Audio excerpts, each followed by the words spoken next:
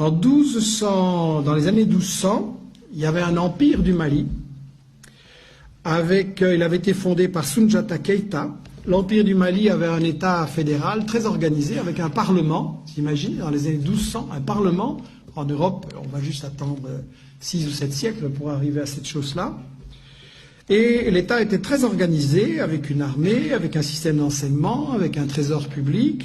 Il organisait l'extraction et la vente de l'or.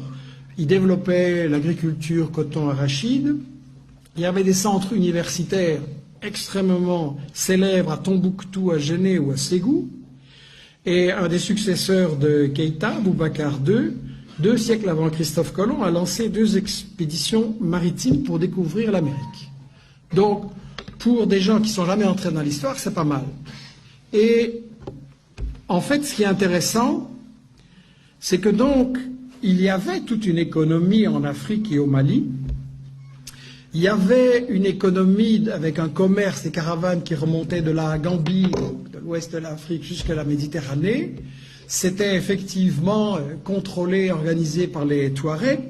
C'était un commerce extrêmement prospère.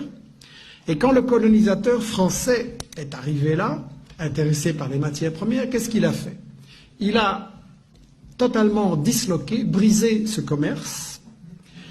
Pour gérer le commerce et l'économie, il a importé des Libanais et des Grecs.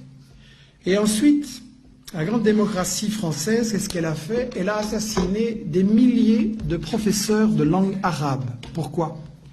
Parce que ce commerce entre toutes ces régions et tous ces pays, quand vous faites du commerce, vous avez besoin d'une langue que tout le monde comprend.